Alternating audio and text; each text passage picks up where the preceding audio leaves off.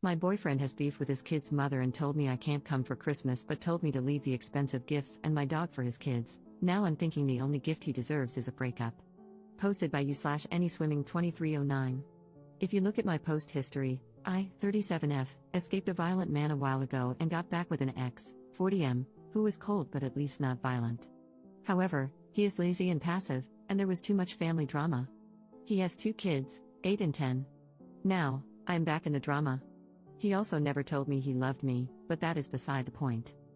His kid's mom has always been awful to me, and he never stands up for me. We broke up when she screamed at me as I came with him to pick up the kids, threw me out, and he didn't say anything. It was literally my first interaction with this woman.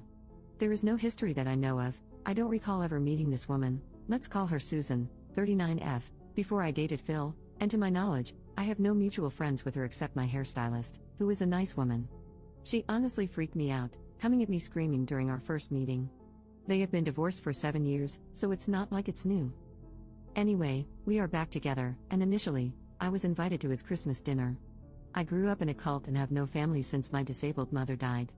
He knows this. Now, Susan is insisting that he cannot see the kids at all if I am there, so he asked me to find something else to do on Christmas.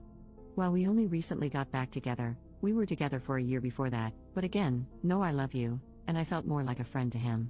Sometimes, I wondered if he's gay and I was his beard. He doesn't drive, so he asked me to take him to the mall to shop for gifts. I bought expensive gifts for his kids. He wants me to take him grocery shopping, leave the gifts for his kids, and leave my dog so they can play with her, but then go away until they are gone.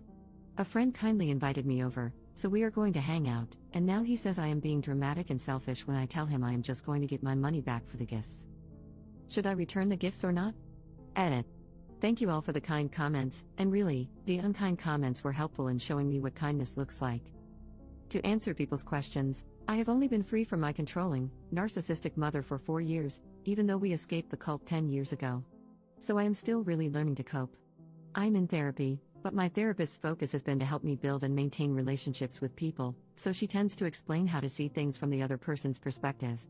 Her suggestion was that I can leave but also maybe have empathy for Phil's lack of emotional intelligence and grow a thicker skin. I might need a better therapist. I was raised to believe I am worthless and don't deserve kindness. It has taken 3 years of therapy just to have the confidence to make friends and date at all. I told Phil that I am taking the gifts back, and he has been begging me to give him another chance. I am working on finding the strength to walk away. Relevant comments. Commenter. Who has primary custody of the kids? Ops response. Susan has full custody because Phil was involuntarily hospitalized during a manic episode a few years ago, before we met. She painted him as unfit because he's bipolar, and he's afraid to go to court. He also only pays child support erratically. Update 3 days later.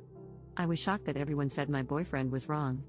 I really thought most people would be team baby mama and tell me I'm awful for not cooperating with being asked to leave expensive gifts and my dog for Phil's kids on Christmas, but leave the house, as I was not allowed. Because that's what most of my friends, okay, I have 5 friends, told me. They said relationships require work and compromise, and that Susan and the kids must always come first. They even suggested I help cook dinner for them. Most of my friends are actually my late mom's friends, women over 60. I started therapy when I was cripplingly shy, and to defend my therapist, it's only thanks to her that I stopped sitting alone in my house, totally isolated, and learned to connect with other people. While I appreciate the suggestion to be alone for a while, I have been super isolated most of my life, and dating again was actually huge progress for me that we worked on for months. I told my therapist that Phil crossed a line and that I don't want to save my relationship with him or my friends, I want to improve my self-esteem. Her emphasis has always been on avoiding isolation at all costs and learning to endure other people's imperfections. She agreed that this Christmas incident was really bad. I am still processing all of this. I am surrounded by people who encourage me to be a doormat, and I am still shocked by what others thought. I really believe that Phil and Susan were right, and 48 hours is not enough time to process that maybe my whole worldview is totally messed up. I went to my friend Mary's house and realized that she's maybe my only real friend. She didn't judge me, told me Phil is nuts, and we had a great time with her family. I left my dog with a neighbor since her oldest is nonverbal and can be unsafe with animals. I sent Phil a Venmo request for the money I spent on gas and gifts, and he paid it. Phil threw Susan out at 2 p.m. and begged me to come home. I got my dog back from the neighbor, took out the cheapest gifts, and he made his kids thank me and play with the presents, which felt very awkward as he tried to beg them to engage with me while they were on their phones. We hung out with his kids for an hour. Susan came back and refused to get out of her car. Now Phil is telling me he loves me, wants to marry me, etc. I don't know what to do. I have been reading nonstop about narcissistic abuse these past few days. I am realizing that Phil is just like my mom, and that this is maybe what she did, hoovering. But again, I am fighting to stop being totally isolated, which I was for years after leaving the cult. I had no friends, never dated. It's laughable how many people accused me of desperately needing a man. Phil is my first boyfriend, and we met when I was a 31-year-old virgin with no friends. So yes, being alone is grand, but I have been alone all my life and fought hard to stop wanting to be alone. Learning to talk to people outside of work topics, developing social skills, etc., has been a huge battle. I am not autistic, but I come across that way because after age 7, I was the only kid left in our cult/commune, and I have no social skills and prefer to be alone to an unhealthy degree. I don't know what to do. Maybe Phil grew a spine. Maybe it's hoovering. I'm standing up to him, though, and looking for new friends and spending more time with Mary, who said I am always welcome at her house. Second update 1 month later. If you recall, my boyfriend threw me out on Christmas because his baby mama wouldn't let him see his kids unless he uninvited me. He expected me to leave behind the expensive gifts I bought for his kids, take him grocery shopping, he can't drive for medical reasons, and leave my dog with them to play with. I had a history of social isolation and abuse and only have one friend my age, so I had no one to tell me how bad this was and no other social outlets. Phil arranged a small Christmas gift opening for me, him, and his kids. He finally told me he loved me and wanted to marry me. He then offered to let me move in with him but soon after asked me to buy a sofa. A few days later, I was out of gas, he got out to pump it but asked for my credit card. He wouldn't even chip in for gas, even though I drive him everywhere. A couple of weeks ago, I noticed that I was missing kitchen knives. My utensil drawer kept getting emptier. I have a cleaning lady and figured maybe she put them someplace weird because she spaces out sometimes. She's sweet but more ADHD than I am, which is saying a lot. They were in Phil's utensil drawer. He had been stealing utensils from me. For some reason, that was the last straw. Today, I blocked him. Edit. I confronted Phil about the knives when I returned his stuff. He had been taking pot brownies to work and eating them all day and needed my knives to cut them, then forgot to return them. So, on top of everything, he was doing substances at work. He took 1 or 2 each week and doesn't see the big deal. But I've also found empty food boxes in the cabinets where he ate everything and put the box back, so I think he's been stealing deliberately and will probably find more things missing. Edit 2. So apparently, this post made best of Reddit and also a YouTube channel. Questions and some lovely advice have come in. First, thank you for the kind advice and suggestions. I'm looking for a therapist who specializes in CPTSD. Sorry for the wall of text. Did I get the knives back?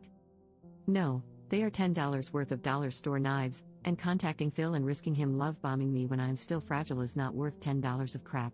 He would probably lie and cause drama if I did, not worth it. I need to grow up/grow a spine/ I am so desperate for a man. I was raised to believe that I cannot survive on my own. This was taught to us by our leader, an older woman who preyed on lost younger women and ran a small commune. My mom told all her friends that I wouldn't make it on my own and that they needed to watch out for me. Every day, all my life, I was taught that I literally cannot safely exist independently. This is hard to deprogram when the same people are still in my life. Phil was one of the first people to befriend me and teach me life skills. He's not just any man to me but the person who taught me how public transportation works, how to drive, how services like trash pickup work, introduced me to pop culture, and didn't mock me. Therapist competence. One comment on r/best of Redditor updates opened my eyes. My therapist, whom I see twice a month because that is all my insurance covers, has no idea how broken my frame of reference is. I didn't, until Reddit pointed it out. She mostly treats people with BPD and tells me I'm catastrophizing and blowing things out of proportion when I complain that my boyfriend is cold or that a friend criticized my party in front of other people. But when I tell her, word for word, blow by blow, what someone actually did that I labeled as rude or cold, she often responds, that is totally unacceptable. I don't think I have explained to her clearly how bad these people have acted because I didn't realize how bad it was. I thought these were normal problems, so that's how I framed them to her, causing her to think I'm a whiny baby. How broken my frame of reference is. To those harshly judging, I had no exposure to mainstream media and had never been to a movie theater, on the subway, or on a plane until I was 30. People rejected me because I was weird and asked weird questions. So I became very dependent on the few people who first befriended me when I entered the normal world. I really want to thank the people who helped me understand how bad this all is. I don't know exactly where to go from here, but I joined a crochet group, and I'm getting a second dog.